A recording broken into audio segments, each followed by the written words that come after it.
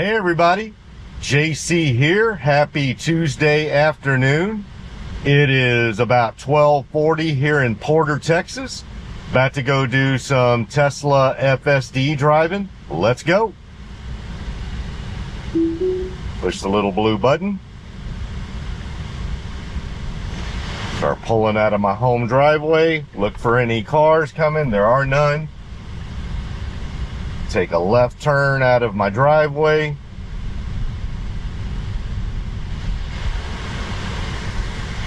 Continue down the street. Got a rolling right there with no stop sign. Avoid the Ford Mustang.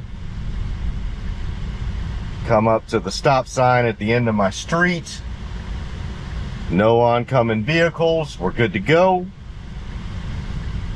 Make our left turn and then come up to the stop sign here at the end of my neighborhood. Come to a complete stop. Make our right turn. Good to go. All right, beautiful day here in the Houston area. For those of you who have not watched any of my previous videos, I mentioned I live in Porter, Texas. Porter is a suburb, technically a suburb of the greater Houston metro area. We are in the northeast area. About from where my house is, it's about 30 miles from downtown Houston. 30 to 35 miles, depending on which path you take. So, yeah, beautiful day. It is 72 degrees right now. That's interesting. There was a little bit of hesitation. So we did well at the four-way stop. And then when we were progressing through that four-way stop, there was just a little bit of hesitation. I mean, no big whoop, but I could definitely feel that it slowed down. I don't know if it sent something to our right or left that I wasn't necessarily able to see or pick up on, but again, not a big deal. All right, we are now on North Park Drive. So our FSD drive today, we're gonna go somewhere that I haven't been in nearly 4 months. We're gonna go, and not just that I haven't been there in 4 months, that means that I've never been there on version 13.2.8. As long as I've had, it's been a while now. I mean, I'd have to check the dates, but I think we're coming pretty close to having almost 2 months of version 13.2.8 out there. It's at least a month and a half. But even in that amount of time, I have not been to this location since I've had 13.2.8. We're going to go to downtown Houston. And like I said, it's been a while. It's been a minute, as the kids would say. Or I don't even know if the kids say that anymore. They've probably moved on past that. But you know how it is. It's like movies in a small town. Kind of comes to you in about 2 to 3 years. And so now I'm using it. But yeah, so I know that I went to downtown Houston back in December. So I haven't even been downtown in the year 2025.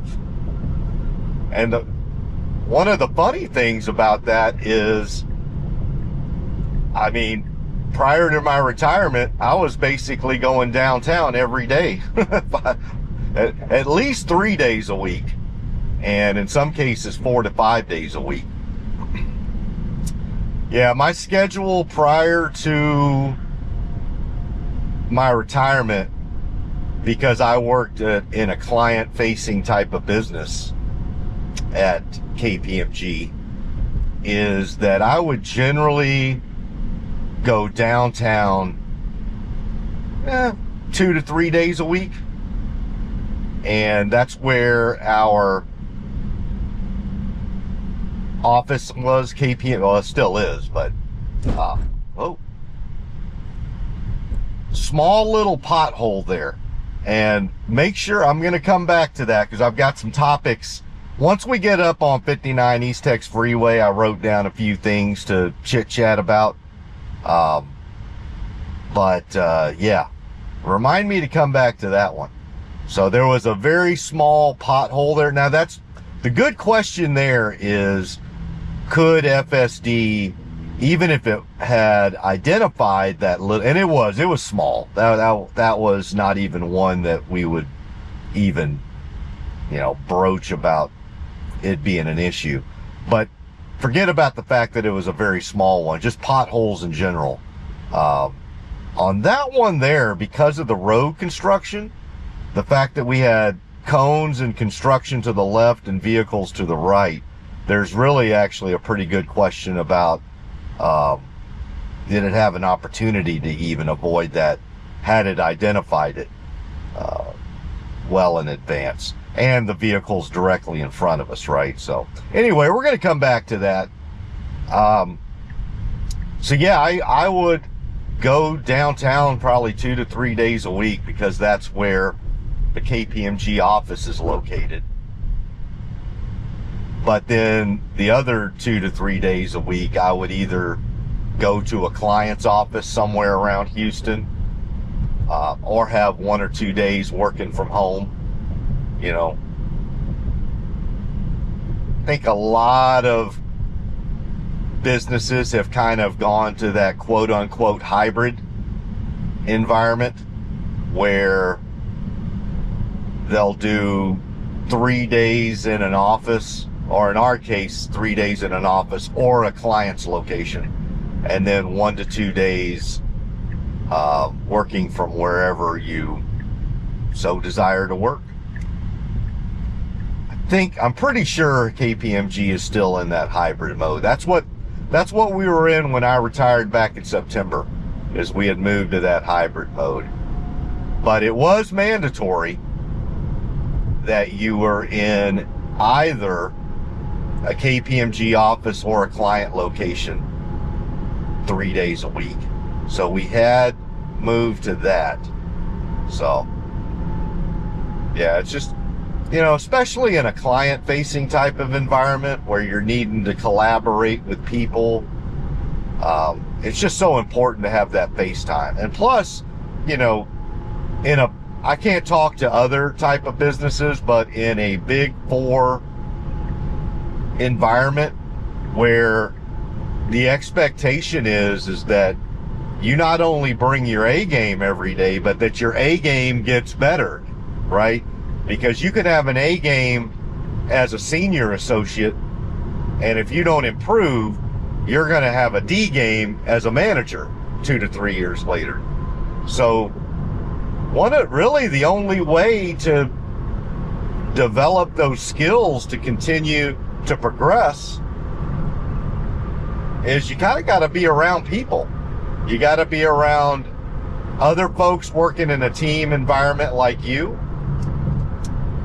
You need to be around partners and managers that have been doing it for a while and have been there, done that, and can teach you the tips of the trade. But really, more importantly, you need to be around clients. You need to be around customers. And that's got to be, really, it's got to be face to face. So on the same token, I totally get it. Does that need to be every single day of the week? Probably not. So I'm probably okay. I think the hybrid environment, there's probably 1 to 2 days a week where everybody has just got some admin work that they need to do. Or they've been out at the client for a couple of days, took a ton of notes, had some great interviews and discussions, talked to 18 different people in the organization. Well, you're going to need time to compile all that and to get it into some sort of form that's digestible by others who weren't there with you and can help you make decisions. And sometimes that's easier to do at home or in another location. So I get it. My take is that the hybrid approach is probably a really good one. But what do I know? I'm retired now, so my take means absolutely zero.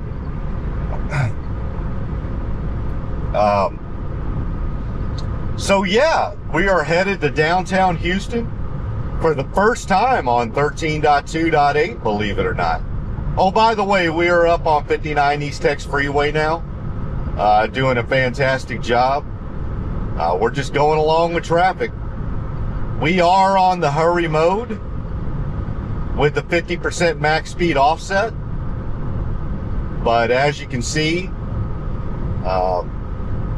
traffic is, we're going about 72 and a 65 right now, but that's what traffic is doing. So we're just along for the ride. So yeah, we're going downtown. I have input into the Tesla navigation about 7 or 8 points of interest that will get us basically to all the nooks and crannies of downtown Houston. Not all of the points of interest that I have input into Tesla navigation are places I'd want to stop at, but they are at different corners of downtown, so it'll make sure that we go to, traverse all the areas that are the most well-traveled, most voluminously traveled in downtown, if you will. So what I'm going to do once we do get into downtown is I will bring up Tesla navigation on my UI, on my user interface, so that I can exit out of those as we get closer. Because I am going to have this be kind of one continuous just journey through downtown. We're not going to actually stop anywhere. So as always, hopefully I am quick enough on the gun to exit out that it doesn't mess things up, but also that I'm not too quick on exiting out that it forgets to take us to a certain spot. So we'll just see how that does.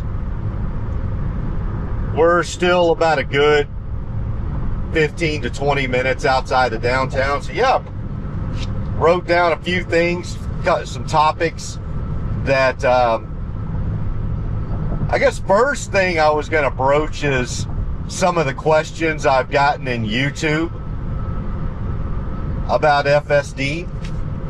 I would say if I were going to rank all of the questions I get on FSD from actual users of FSD or folks that are truly interested in it, the ones that get the most, I would say that rank the highest, are questions around potholes, which ironically we went through one there on North Park Drive leaving Kingwood to get on 59 East Tex Freeway to go towards downtown. So potholes. Number 2 would be navigation. So like the navigation data, a lot of people notice glitches with navigation data. So that's one. School zones, that's obviously a big one. And in fact, I just did a video about a week ago going through some school zones in the Kingwood area. And then those would be the top 3 on YouTube as far as just like tactical questions. Questions on, how far are we getting with FSD? Because these are areas that I'm noticing, and this is what they're saying to me, areas I'm noticing are still kind of problematic. And how are you noticing that FSD is getting better at each of those? And then beyond that, yeah, just some updates on Tesla and Tesla FSD that we could go into. So let's tackle the first one, potholes. Let me get a swig of my artificially colored water here. Sorry, RFK Jr.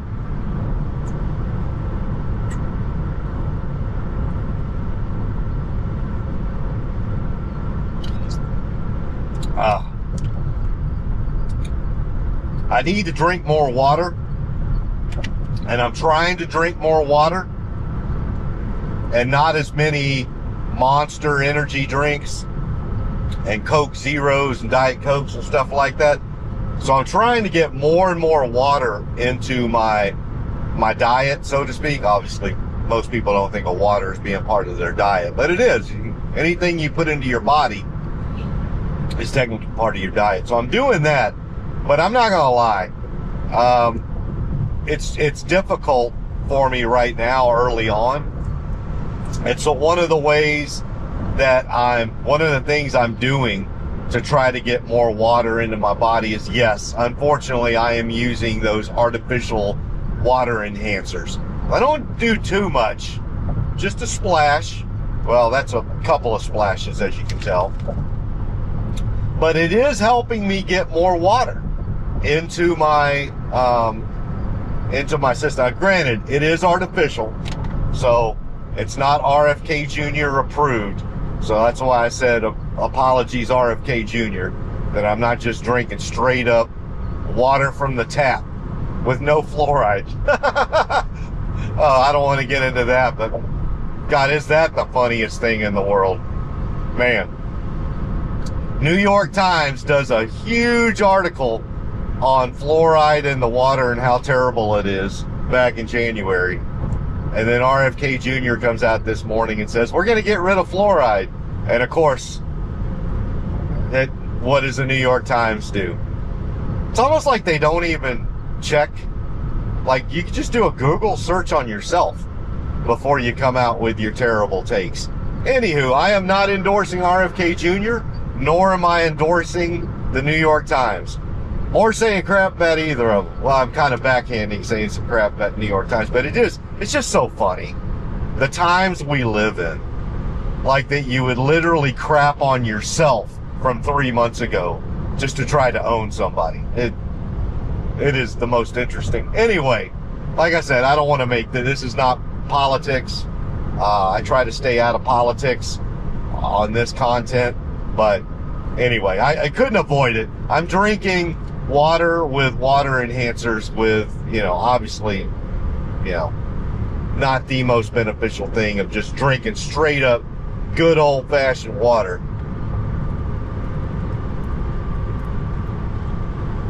And it jogged my memory from this morning. So, all right, potholes. So yeah, as everybody should know by now, I shouldn't say should, because I live in a bubble. I'm the first to admit it. I am in a Tesla bubble. I am a Tesla fanboy. I am a Tesla hyper bull. I love Tesla. I do. Unabashedly. Unapologetically. All that crap. I love Tesla. I love Tesla FSD. I love autonomy. I love humanoid robotics. I love AI. I am, whether, you can put me in that box. In fact, you don't even have to put me in the box because I put myself there. So you can just wave at me in the box. You don't even have to put me there. So you can check all those off on me. So I should never use the word you should know. Because I'm out here, I want to talk to folks that aren't in my bubble. I'm trying to get out of my bubble and pierce it a little bit and look out and say, hey, everybody, hey, the other 99.9% of the world, can I talk to you about FSD? So yeah, that's what I'm trying to do with these videos as well. And instead of saying what you should know, is if you didn't know, let me let you know. So Tesla FSD is purely vision based. So although they do train it, when they're doing the training clusters in Palo Alto and Austin, they train it with a whole bunch of stuff, with video data. Heck, they train it with LiDAR. So that's another thing people ought to know is Tesla uses LiDAR. So in this whole LiDAR versus vision system, or vision debate, I think it's just so funny because I think a lot of the LiDAR folks forget that Tesla uses LiDAR a lot. In fact, it's probably one of the bigger customers of LiDAR. So it's like people will just bite off their nose to spite their face for anything because of their, I don't know. Anyway, forget about that. The question, potholes. So because once we get to the inference chip that is in all Teslas, all 7 million Teslas out there have an inference chip. That inference chip is running off of a vision-based only system, right? And that vision system, it is not all the way there yet. Nobody in the Tesla community is saying that Tesla FSD version 13.2.8 is all the way there. If you hear anybody in the Tesla community saying autonomy is solved, robotaxi is here, you ought to discount them by about 20%, maybe more. You know how when you're doing discounted cash flows and you put out your gross cash flow? Well, I should say, here I am. So now I'm back in my accounting bubble. I'm retired and I'm still not out of that accounting bubble yet. So apologies about that accounting and finance bubble. But you know how when you're doing your discounted cash flows and you have to use a discount rate? Yeah, JC, we all know. No, anyway, when nerds are doing discounted cash flows, they have to use a discount rate. And the higher the discount rate you use, that means that you're putting less emphasis actually on those cash flows, that you think that they're riskier. And in fact, you're basically saying, don't pay much attention to them. Well, when you hear a Tesla bull say, autonomy is solved, robotaxi is here, use a real healthy high discount rate on that individual, because it isn't. Robotaxi is not here. Autonomy is not solved, at least not in the one that we have. And so part of that is identifying potholes. It's difficult.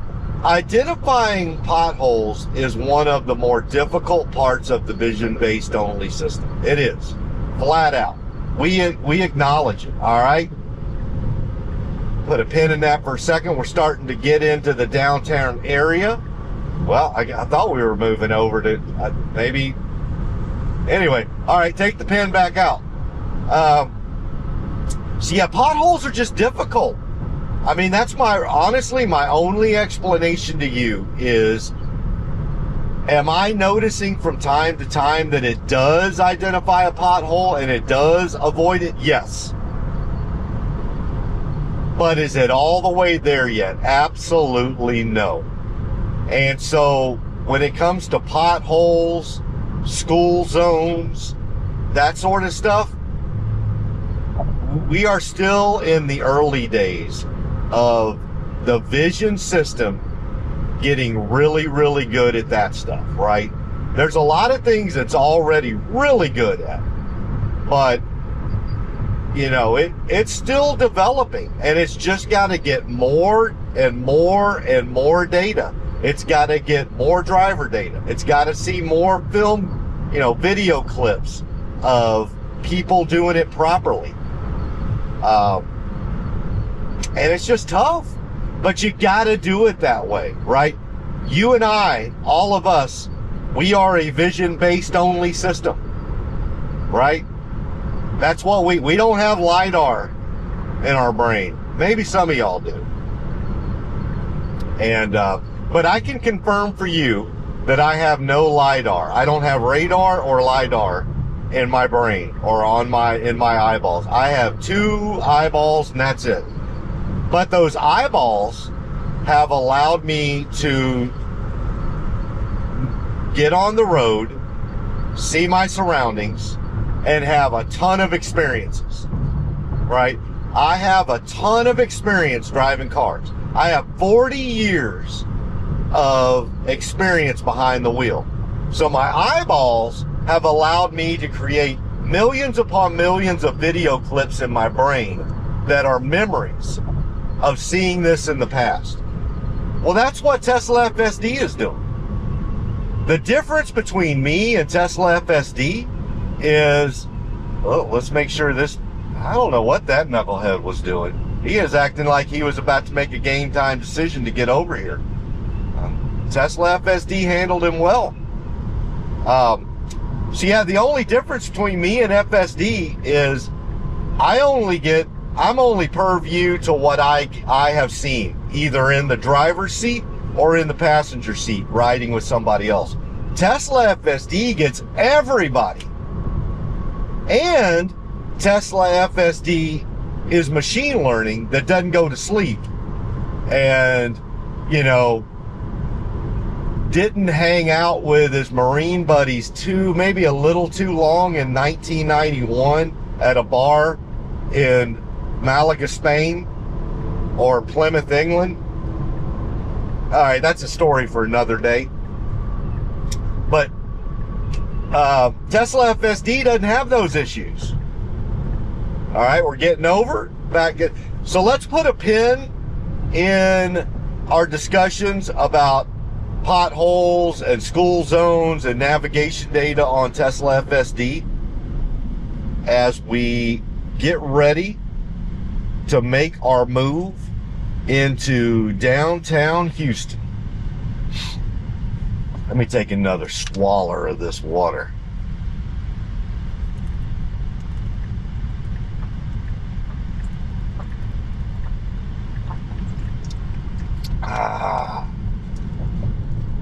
Good stuff. Good stuff. All right. We are now making our exit into the downtown Houston area. You will see the skyline coming into the screen here momentarily.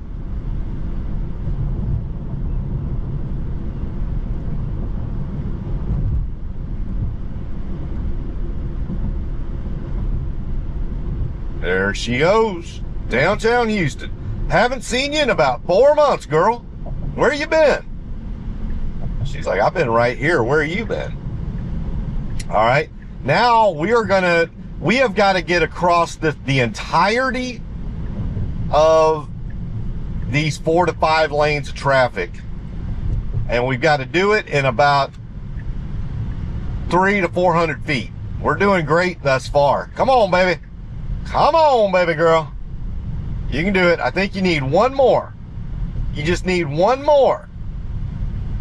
You might have to get assertive here. You might just have to get assertive. Come on, baby girl. I know they're not playing nice. There you go. There you go. Now I think that's it. I think we're good to go now. Let's see. Yes, we are. Great job, FSD. Great job. All right, I'm going to pull up the navigation data here in just a little bit as we get off on the McKinney exit, make our way into downtown, and I think we're going to make a left turn up here at Bagby. Yes, we are. So let me go ahead and get ready after it makes its left turn here to exit out of this one. So we've got City Hall directly to our left. We have got the library directly to our right, in front, I should say. City Hall, Houston Public Library. I forget what building this is over here. I think this may be a courthouse. You can't see it anyway. It's to my direct left. All right. Got our left blinker on. Getting right, there we go. Let's make our left, and then I'm going to do some adjustment here. There we go.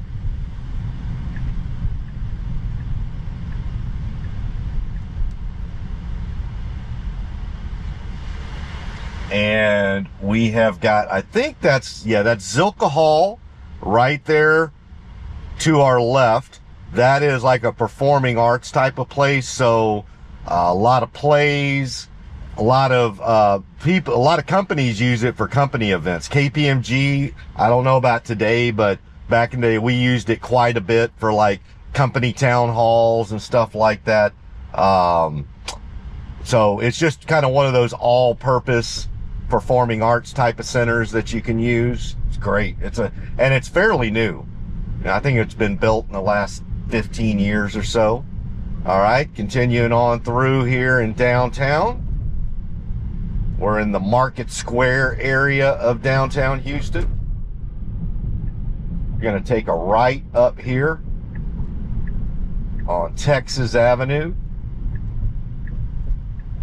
And you can see another performing arts center, the Wortham Center to our left.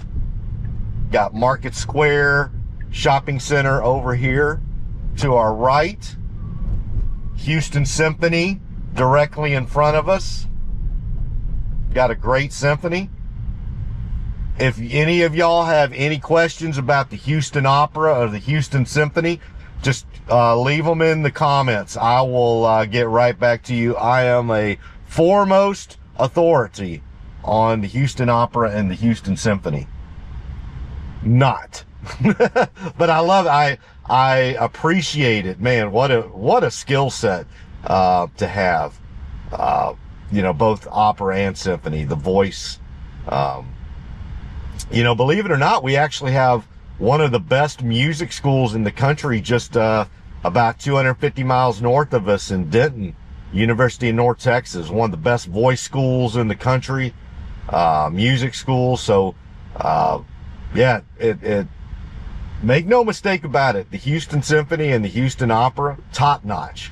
All right, continuing on through the Market Square area, got Alley Theater over here. Again, this is where you'll see a lot of Shakespeare, a lot of plays. Pretty much the top notch plays in Houston are going to be over here at the Alley Theater.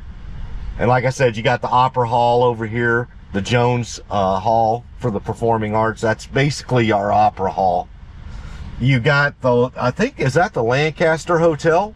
Yes, old hotel here, the Lancaster. Very nice hotel. All right, we're going a little bit further into the heart of downtown here.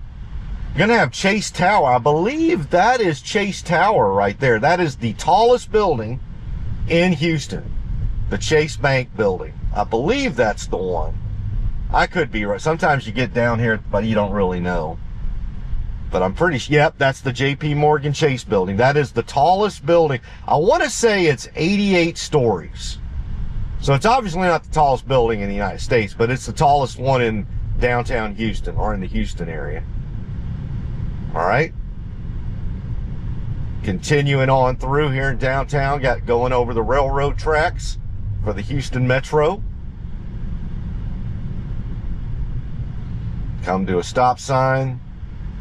Got the old I forget so this church right here, I forget the name of the church. It's an old Episcopal church, but what's really cool about it is it's got a tree birds in it.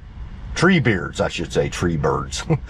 Tree Beards is a kind of a Cajun fusion type of restaurant. Been around for decades, but a really good restaurant. A lot of people in downtown Houston like to go to it for lunch. But they actually during the week, it is in the chow hall, in the cafeteria of the church, which is interesting. So no frills, just an old church cafeteria, and Treebeards runs out of that cafeteria during the week. And then I think on the weekend, it goes back to just being a church, church cafeteria. All right, we got a few more blocks to go up here. We got a bus that's double parked. We'll see how we handle this. We do have some vehicles directly to our right, so we're going to need to let them pass first. We do. We get on over to the right. Great job. Get around this double parked limousine bus. Great job.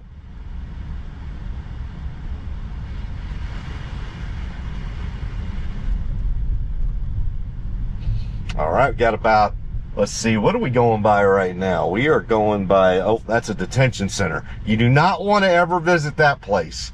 So a lot of these buildings right in this area right here deal with our criminal justice system. So we got a detention center. We got a jail, a county jail right around here. County courthouse.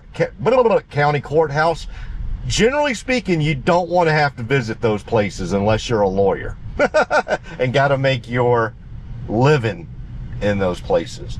So we're about to, that one, go.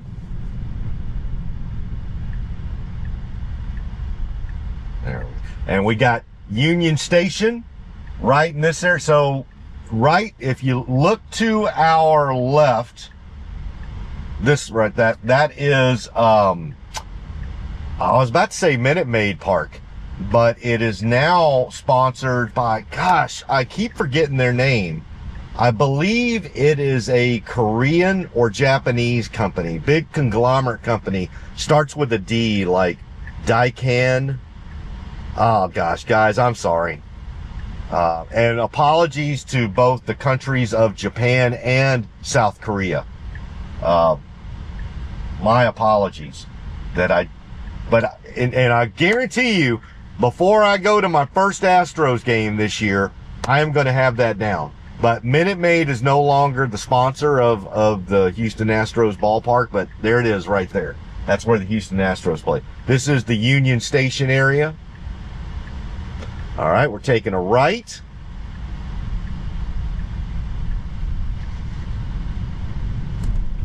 Let me go ahead and get the navigation on this going in as the way you see it too. Yeah, it's a little easier. All right, got a stoplight here, and we got the Houston Metro train coming through. Got a beautiful mural over there. Food justice, absolutely. Don't want any of our babies going to bed hungry at night or not having a full tummy to go to school with. So in fact, I'm not sure the Houston Food Bank has I think they have an office downtown, but they do tremendous work for that. So anybody that is in that business, you got my 110% support. Feeding babies, feeding children.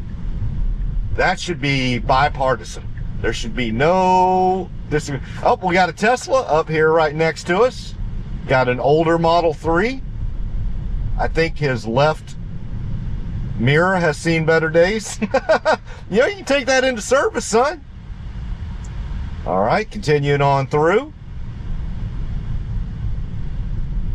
All right, this is a newer building. I don't even think I've seen this one before. Look, I don't know if that's a hotel or it's not an office building, but it could be like a, apartment building as well. All right, going through some of the newer apartment building areas. You can see the Toyota Center directly to our left. That's, well, not that. That's a CenterPoint Energy power station where a lot of folks in Houston, that's where your power is the substation, if you will. All right, there you go, Toyota Center. That's where the Houston Rockets play. Lots of concerts there. In fact, not too long ago, I dropped my wife and daughter and one of their friends off to go see Mariah Carey there. And no, I did not join them to see Mariah Carey. I am going to have to join her one of these days. She's seen New Kids on the Block there. Mariah, all right, let me go ahead and do another edit of a trip here.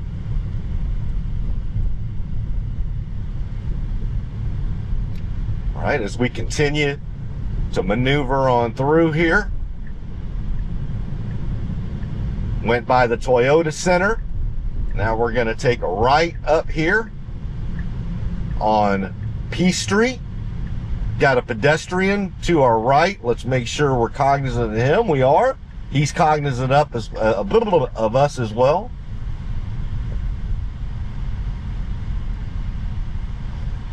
Yeah, just a beautiful day downtown.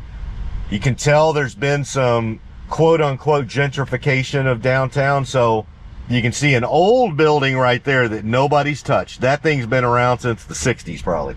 But then over on the other side, beautiful apartment building over there. So we still got some cleanup going on.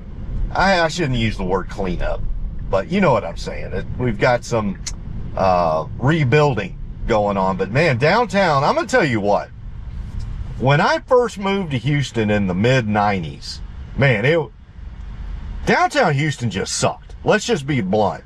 It was an eyesore in the mid to late 90s. And in the last 25 years, they have just done, the city of Houston has just done, I mean, let me just say that. I don't get me wrong, from time to time, I have had my personal political disagreements with the city council of Houston, the mayor office of Houston, and just Houston in general. But what they have done in downtown Houston, honestly, it's at least a 9 out of 10 compared. Like, if you're crapping on the city of Houston, then you obviously did not live here in the mid to late 90s. All right, and as I say that, we go by an eyesore to the right. All right, let me go ahead and edit trip again.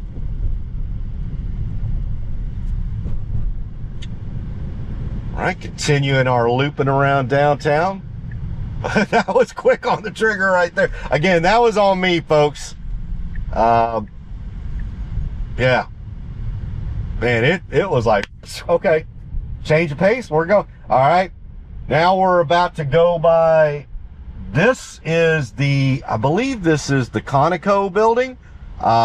It used to be the Enron building. So right here Enron had 2 buildings. They historically had one, but they built a second one. This is the second one they built right before they went under. Yes, no, it's Chevron. I'm sorry. Sorry to Chevron. I mixed you up with ConocoPhillips there for a second. But that's one of the old Enron buildings, and there's the other one. Y'all can't see the other one right there. But yeah, that is one of Enron's 2 buildings that they had downtown. All right, we're about to go by the Hyatt Regency to the left. When I first came to Houston in the mid-90s, back in, I think it was like 1994 or 95, to start interviewing with, at that time it was the Big Six. They'd gone from Big 8 to Big 6. That's where they kept me at, the Hyatt Regency.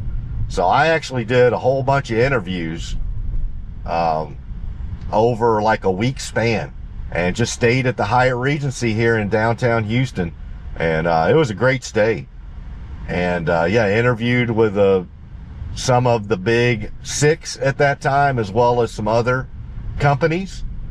And I decided on Arthur Andersen at that time, which I believe we're going to go by Arthur Andersen's building here in just a sec, as well as KPMG's old building. All right, going by a bus. They've got they're trying to get around. Now they're in the bus lane. That's your lane, Mr. Bus Man, Mr. Bus Driver. But he was trying to get over in my lane. I'm trying to stay out of your lane, stay out of my lane. All right. Yep. Continuing to go. We're on Louisiana right now, going through downtown. We're directly to our right is Arthur Andersen's old building before it went kaput. That used to be where KPMG was. That's the Bank of America building.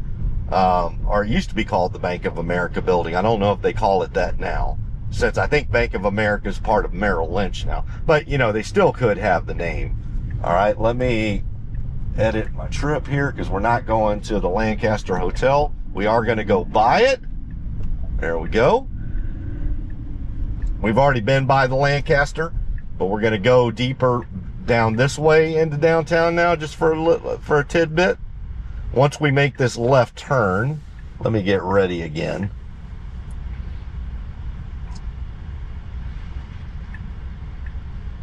Got Calpine over here, Kane Anderson, Morgan Stanley, Jones Day, so a lot of law firms.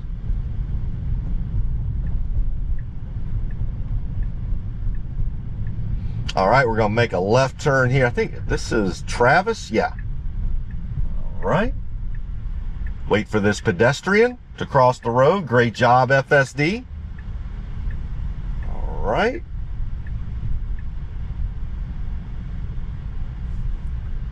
And go up a little bit further. Let that vehicle, gave them a courtesy gap. You're welcome, ma'am.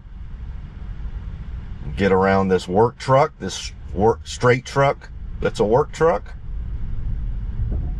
Go by Frank's Pizza, great pizza spot downtown.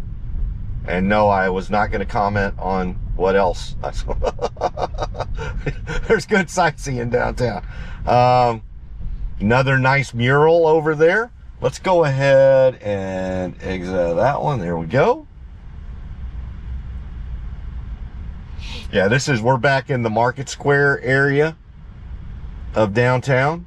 A lot of good restaurants, a lot of good bars and clubs, but mainly like parks and restaurants.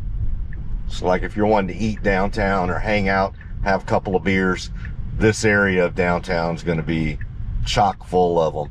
Got the hotel Icon over there. Market Square Park is right here to our left, which we're going around right now. All right, we're going to avoid those cones. Great job. Well, it knows it needs to make a left, but it don't want to get in behind that Beamer because they're parked there. All right, got a stop. Now, interestingly, we can turn left on red right now because you can, if you're going from a one-way to another one-way, you're actually allowed to turn left on red in the state of Texas. It is deciding not to do that right now. But yeah, just so y'all know, in the state of Texas, you can turn left on red as long as you are on a one-way and you're turning onto a one-way and you've got a good enough visibility. My guess is it waited there. Yeah, is because there wasn't good enough visibility over to our right. But you can do that. All right. Now that's interesting. I don't know if that's a newer building right there. Beautiful architecture though. All right. Got another stop sign here.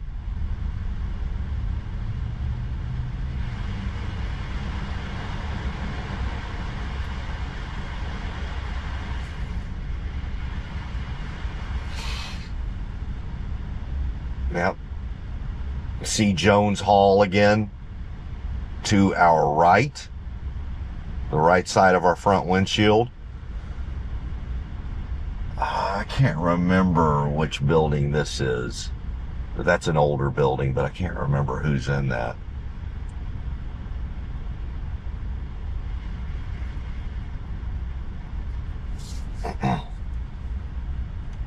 Yeah. I mean, Houston's got a nice downtown. Now, the interesting thing about Houston, though, is a lot of companies aren't even in downtown Houston. So it's definitely changed the mix of occupancy in downtown because a lot of companies have moved out to places like Katy, Woodlands, the medical center, and it used to be 30 years ago, every big company was just headquartered in downtown Houston. That is not the case anymore. Definitely not the case. I would say in the last 30 to 35 years, a lot of companies have moved to the Woodlands. Like I said, Katy, Energy Corridor. All right, we're making a left turn here. Those pedestrians did. There we go. All right. Need to move over to the right here in just a bit. Continuing on through. We're going to go by my old office, the KPMG building. There we go. Let's get ready here.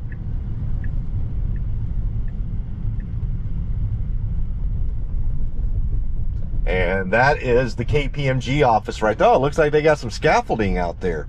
Some work going on. But yeah, directly to our right is my old office. That's where KPMG is located. All right, continuing to go on through along with the railroad tracks.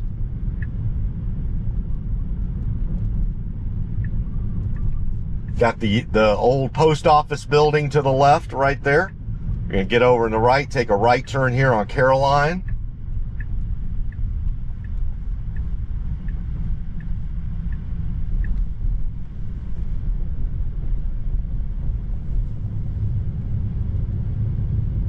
All right.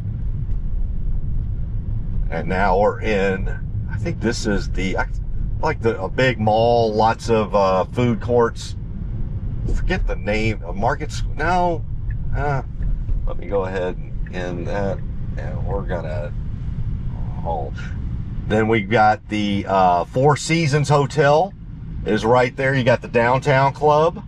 So if you like to do like handball and workout areas, basketball, stuff like that, you got the downtown club. You also got the Houston club that's not too far away. Got the House of Blues over there, right behind the downtown club. But again, that's the Four Seasons Hotel right there. All right. Making our move to the right now.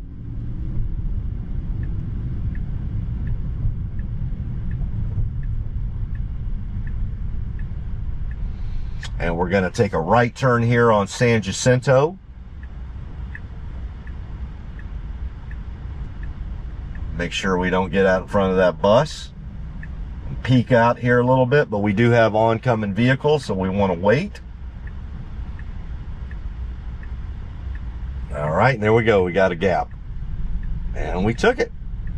All right. Houston Center. That's what it's called, the Houston Center.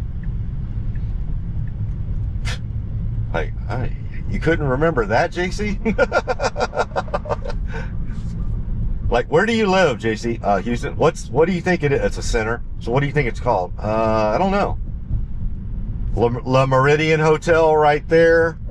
And I want to say this is a hotel as well, but I can't remember the name. Yeah, Star Parking Garage. That was my old garage that I parked at every day coming into downtown. Again, the post office right over here.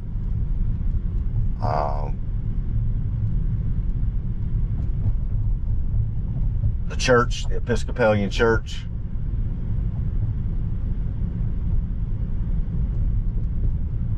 Going back through the Market Square area. And then again, like I said, we're in an area now where you've got all the county and city buildings, courthouses. So generally speaking, unless you're a lawyer or you're getting your passport renewed, or you're getting married, generally a place you want to avoid. This is not, yeah, so there you go. You got the Harris County Criminal Justice Center. Unless you're studying criminal justice or you're dispensing criminal justice, you generally want to stay out of that building. Beautiful park here to the left.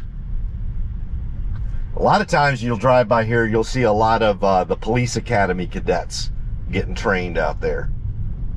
Houston's finest getting trained up. Some more county buildings as we come through here.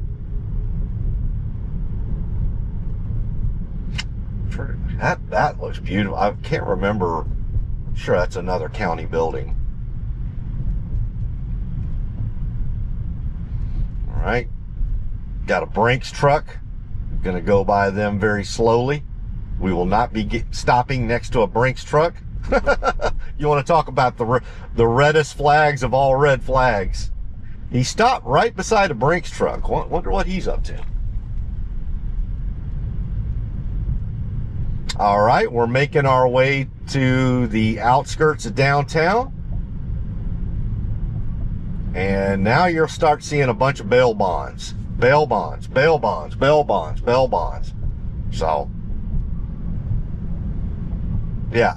generally speaking, that's the quadrant of downtown you're trying to stay away from. All right, put on our left blinker to get on I-10. Start heading home. There we go.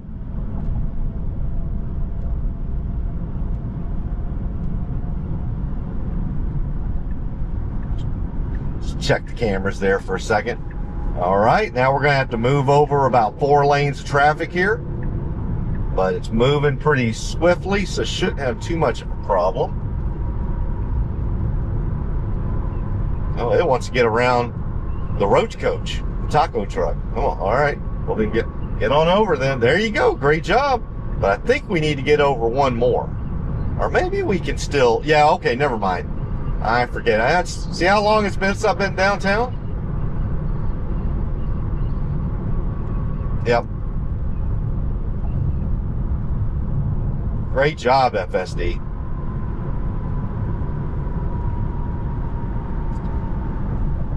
All right. Circling around on the on-ramp as we move towards getting back to 59 East Tex Freeway going northbound to get us back to Poda. Got behind another roach coach, but we'll be able to get over here in a second.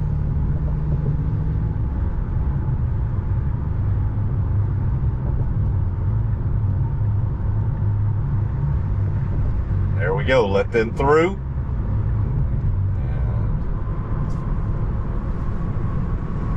Back on 59 East Tex Freeway going northbound, we'll probably start moving our way over towards the left, because the right 3 or 4 lanes, they are going to end here, or not end, but they're no longer going to be part of 59 East Tex Freeway here in about a mile or 2. So we do need to get over to the left. There we go.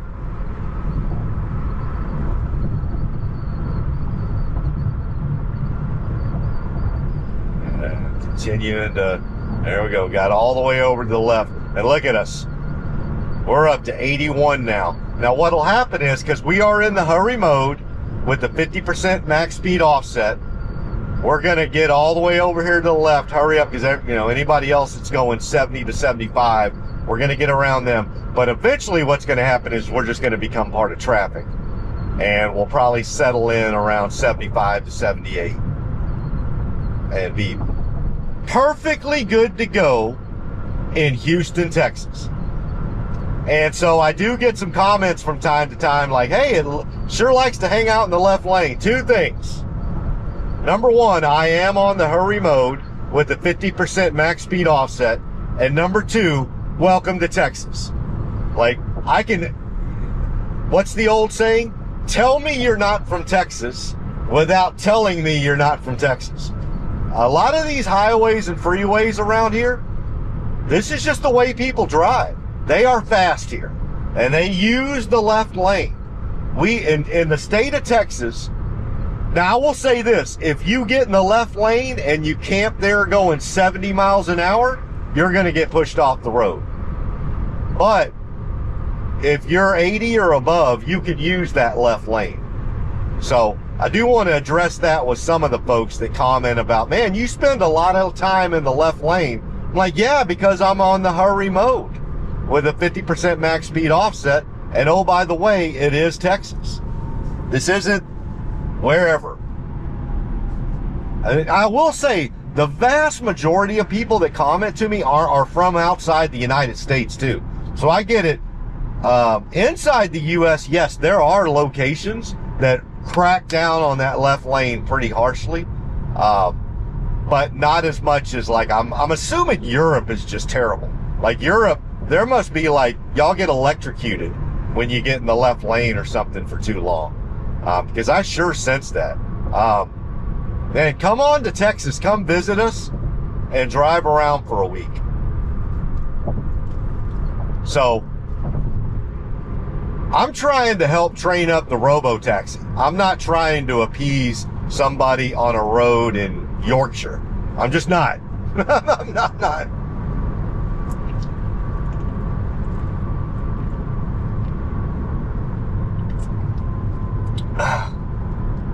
All right. Well, we'll do a couple of things here. First, we'll talk about how FSD did in downtown Houston. That ain't gonna take long. And then we'll get back to our questions.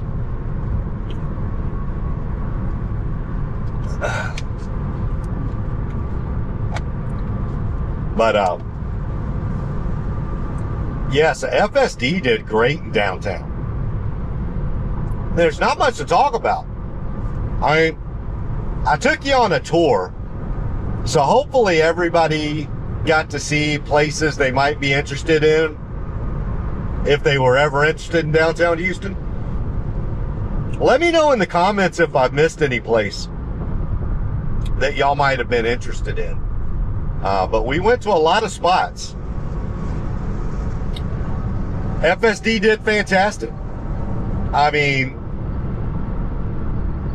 it did everything perfectly. And even when, like I said, I told you from the get-go that I was going to be exiting out of points of interest. And as soon as you do that, bam, FSD reroutes. And I'm telling you, when FSD reroutes, it is immediate. And if it has no friction, even a light amount of friction, it's going to head there. So I think you saw that a couple of times where once I exited out of something and it rerouted, Bubba, it went. So just be ready for that. That is not on FSD. That is on you if something, gets out of place. Fortunately for us, it did thing, even with that, even with me exiting out a bit early, it did perfect. So, I mean, you saw it. 13.2.8, which is not even the latest. I mean, like I said, Tesla is obviously probably one or two versions ahead of us. It did perfect. So when you think about a robo-taxi taking people around downtown Houston, because there's a lot of Uber rides that are just like that, going from one side of downtown to the other, or leaving downtown to go somewhere, or going into downtown for somewhere. That's going to be nearly half of the Uber rides around Houston. Obviously, our airport's going to be a big one. That's a whole nother. We'll go visit that again soon. But downtown Houston, you see it. We got our ballparks there. So Houston Astros are downtown. The Houston Rockets are downtown. The Houston Texans are just about 2 or 3 miles away from downtown. NRG Stadium is, right on those train tracks.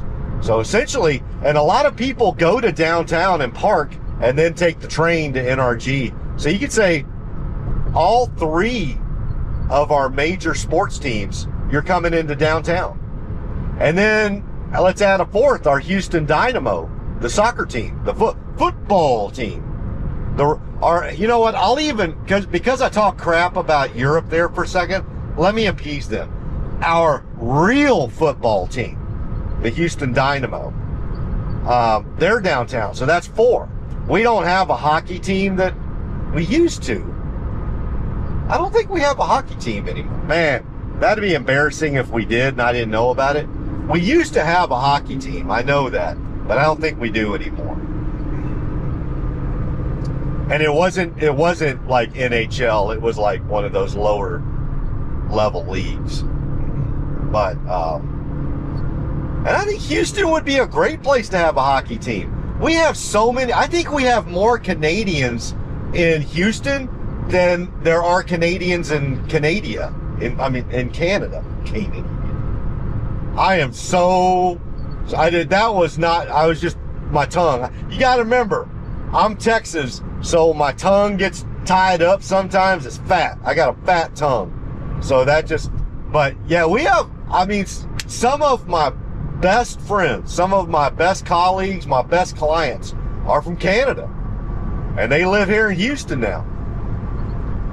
Like I said, I want to say we got more folks from Alberta, more folks from Calgary and Edmonton and Houston now than they do back up there.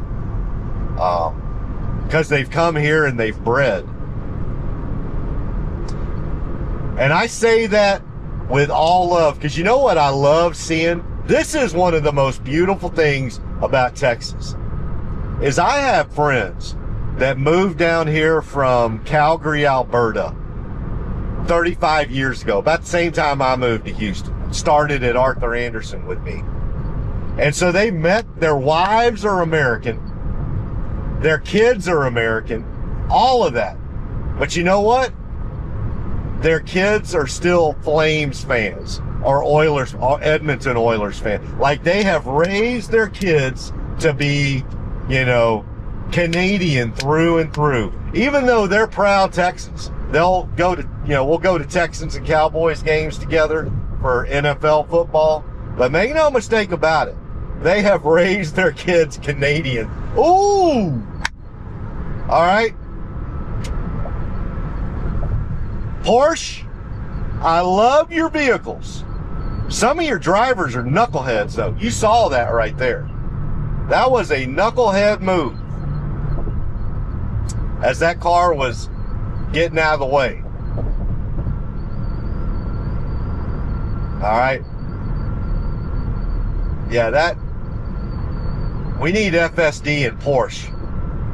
Well, I don't know. There probably ought to be some car companies that just stay who they are. Porsche, Lamborghini, Ferrari. Yeah, you know what? On second thought,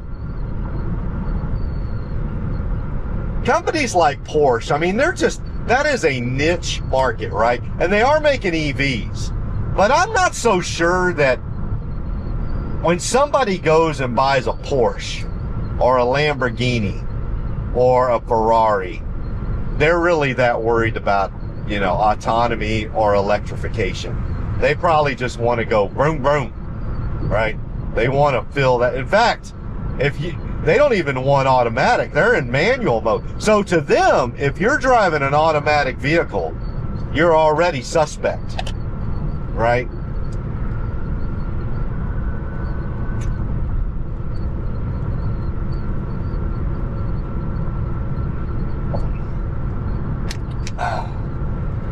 All right, we're kind of settling in behind this semi-truck in front of us. Settling in about 78, 79 miles an hour. That's all right, going along with him or her. I shouldn't infer. So anyway, that was downtown Houston. Was great. Let's go. I guess we'll go back to the questions on potholes and school zones, because I kind of tackle both of those together. Yeah, I mean, the vision-based system's just got to get better. It's just got to learn more. It's got to get more clips. On potholes in particular, let's tackle that one first. I think the biggest issue for FSD when it comes to potholes is it's just the differentiation, right? Because what it doesn't want to do is it doesn't just want to phantom brake for any dark object it sees in the road, right? So obviously for potholes, you need it to kind of be 3D, right? Because you need to have that depth perception to be able to identify that it's truly a pothole and not just like a black smudge on the, now I will say I'm not sure if I want to call that a snafu or not, but I will say I'm leaving it all up to Tesla FSD. But once we got around that truck, that semi, I probably as a human would have noted that those two vehicles want to go much faster than 82 miles an hour. Just so you know, we're going 80. Those vehicles are going easily 90 to 100 right now. So did we get over in a timely enough manner for a car wanting to go nearly 100 miles an hour? No, we didn't. I don't know if many folks can get over in a timely manner for somebody going 100 miles an hour. But still, at the end of the day, I'm going to count that as a snafu, where Tesla FSD is doing a much better job of getting over for people behind them and want to go faster, but it's not reacting as soon as most humans would do it. So it'll do it, but it's just not as quick as most experienced humans are. So I'm gonna still say, I'll comment on it. I gotta call balls and strikes. Here is the strike part of it when I'm calling balls and strikes. It is definitely getting over for faster vehicles. I see it every single day that I drive FSD. It is getting over, getting to the right for faster vehicles. But here's the ball part of it. It's just not fast enough. It doesn't do it. Like some occasions it'll do it as soon as somebody gets up behind you.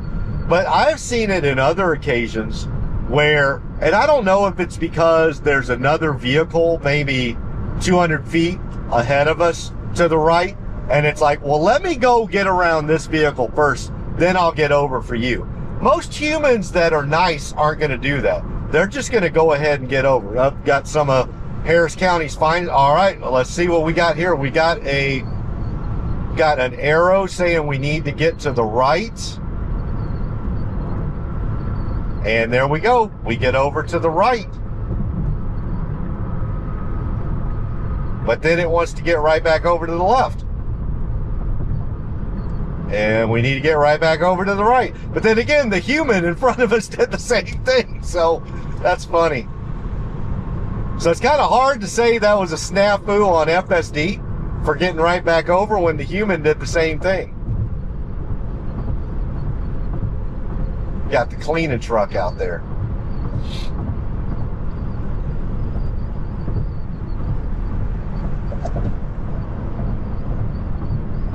But yeah, so potholes, it's just that 3D visualization. And so I am not an engineer. I am not an AI scientist. I am none of those things. But I do try to stay up to speed on what those really, really smart people are saying. And essentially what I can boil it down to you is that what they say is there's nothing that new that FSD needs. There's no tricks to it. It just needs to learn more and more. It just needs more data, more video clips. That's what I hear from them on pothole avoid. The only other thing I would say that could help is fleet telemetry. So as fleet telemetry gets better with Teslas, and what'll happen is my Tesla, when it identifies and goes through an area that has a pothole, it's going to report that back to the fleet. And so your Tesla is now going to know, hey, there's a pothole on North Park Avenue 100 feet before the 494 intersection, right? And so it's going to be on the lookout for that, and it may just avoid that lane altogether. So fleet telemetry can help out, but it's going to be a combination of the vision-based neural net just getting smarter and smarter through machine learning on more and more video clips, as well as fleet telemetry. School zones. So what I've noticed with school zones is in those scenarios where there is a flashing light, it has gotten really, really good. In fact, I would almost say we are at a point where if you have a school zone that uses a flashing yellow light, it's basically there on those. At least what I've seen in the Kingwood, Porter, New Caney area is that it has gotten to be, I won't say 10 out of 10, but it's like 8 to 9 out of 10 on flashing lights. Where I have noticed FSD is still lacking, and I will say it's about a 4 out of 10 or maybe a 4 or 5 out of 10. It's kind of mid-tier, right? It's basically mid. It's a Chad right now, is on where there is no flashing light and it's just signs. So where there is just a flashing light and it is only signs, it's a little more difficult because, right, it is more difficult. You don't have flashing lights are easier for a neural net because it's visually more stimulating, right? You can get trained up on flashing lights much easier. But when it just comes to signs, it's more difficult. You've got to, I don't know if it's OCR or you have to have some sort of other visual recognition that's more than just the shape of a sign, right? Or the color of a sign. You have to be able to read. And so this is one that's been a lot more, not a lot more, but this is one that's been a little more interesting. And again, I've picked the brain of folks like Sierra Catalina or Metaphor or Homar's blog, Homar's catalog, and a lot of other people, AI Driver. And these are folks that are truly like software engineers, AI scientists, AI engineers, and they know what they're talking about. I don't know shit. They know what they're talking about. So I'm just regurgitating what I'm hearing from them, is that on those, it could be a combination of two things. Again, similar to potholes, the vision-based system just needing to be able to not only be fed more video data, but also machine learning on context. Like, you know, it's not just clips that you're learning on, but it's human context. Like, okay, because it not only needs to be able to read, it needs to be able to know the context. Like, hey, it's Monday through Friday, and it's 6:20 in the morning till 7:30 a.m. Because after 7:30, this sign is no longer relevant to me. But oh, by the way, this same sign now all of a sudden becomes relevant to me again from 2:15 till 3:30 in the afternoon, right? That's just much more difficult. And so that's going to be, again, more machine learning, more video clips into the neural net. But one thing that's come up where I've even noticed a fissure in the community of really, really smart nerds. And when I say nerds, I say that in the best way possible. Like, I'm a nerd, but I'm a dumb nerd, right? They're the smart nerds. I'm a nerd. I'm a guy riding around in a robot talking to you in a GoPro with another GoPro right here. By default, I'm a nerd, but I'm one of the dumb nerds. They're the smart nerds. So there's a fissure in our community of smart nerds where some of them are even saying, could an LLM help, right? Could integrating an LLM in combination with the neural net, could that help with reading? There's a good number of our smart nerds that say no. You do not. There's a contingent that are basically saying you do not want to do anything else but a neural net. The minute you put a training wheel on there, or the minute you put any type of shiny new thing onto that neural net and just have pure machine learning on video clips, you are going down a bad path. So there is a contingent like that. And then I think there's another contingent that's like, hey, I'm with you. I'm all in on neural nets. You got me. I'm with you. That neural nets are the way.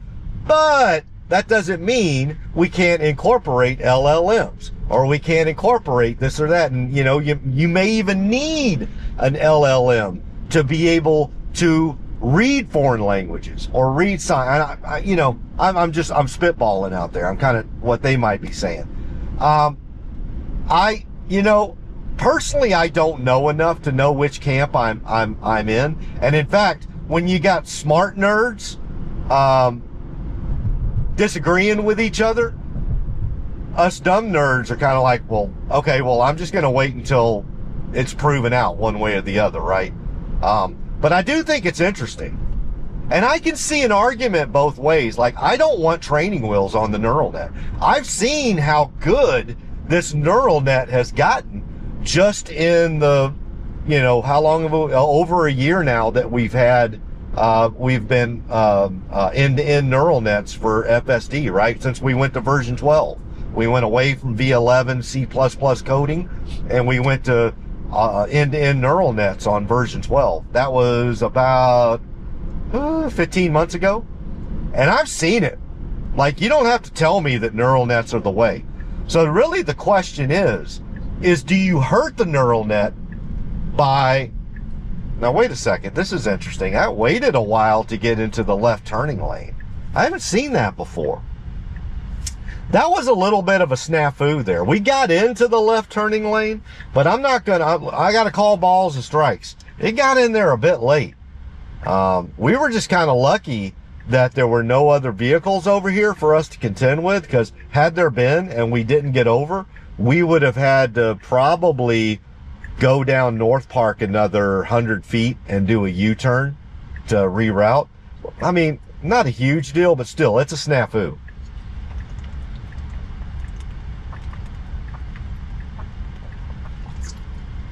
So on the school zones, that is a great question of whether we think we ultimately need to incorporate some LLMs for that. I'm probably leaning towards we don't. I'm probably leaning towards the camp that says we can do it all through vision-based learning. And the reason why I say that is I didn't need to like shove a encyclopedia into my head to learn how to read, right? I learned how to read from just doing it over and over.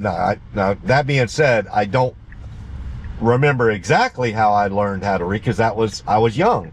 I was what? How old are you when? I think I was probably 6 or 7 when I learned how to read a book cover to cover. Probably 6 or, yeah, maybe 7. But I know how it was done because I did it with my own kids. There was no chip that I put into my 4 kids' heads. Or you just sat there. First, you read a book to them, right? You got them really interested in books, right? And you would read to them every night. Let them go pick out 4 or 5 books. And God Almighty, the amount of choo-choo trains and anyway, lots of books.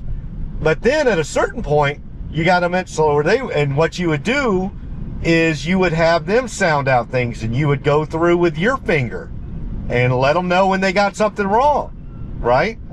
And when they got through that first book all by themselves, cover to cover, man, you remember how happy I mean, first of all, have kids. People, have kids. There is nothing, I'm going to say this again, there is almost nothing on earth that is as fun and as rewarding as when you're sitting there with your kid and they've been able to get cover to cover through a book, just a little bitty, one of those old scholastic books, all by themselves, and how proud of themselves they are because they did it. They did it on their own. Man, that is such a God, have kids. Go have kids. I mean, preferably with somebody you like. Make sure you do that because you don't want to be meeting your kids every 2 weeks in a Whataburger parking lot, but you do want to have kids. All right, let's see what we do here in our driveway. See if it tries to do anything. Is it just going to parallel park today? Yeah, it's just going to parallel park. That's all right. So yeah, so I'm in that camp that's how we learned to read, right? That's how we learned to do everything, as we did it with our eyeballs and our memory. And so the neural net has the same thing. It's got a ironclad memory, and it machine learns off of intaking video, just like we did. So let's not mess with that. So that's where we're at. It's just got to do more and more and more and more and more. There's just just like there was no substitute to the way you learned to read. There was no substitute to the way you learned to drive. You just had to do it. You just had to do it over and over and learn. So that's where it's at for potholes and for school zones. It's more difficult. And it was more difficult for us too when we learned that. So you just got to learn how to do it. We didn't get to navigation data. I will on our next drive. You know, that's another thing. Tesla navigation, it gets better, right, with each software update. And so I've noticed that as well, is that their navigation data is getting better and better and better. And like, for instance, this drive that we just did to downtown Houston and back, not once did I have bad navigation on there. So that used to not be the case. So it's getting better. So we'll get back to our list of stuff again on the next drive, but I'm going to go ahead and shut her down, get this downloaded and uploaded. I hope all of y'all are having a great week. You know I love all of you, and I will talk to y'all again very, very soon. Bye-bye.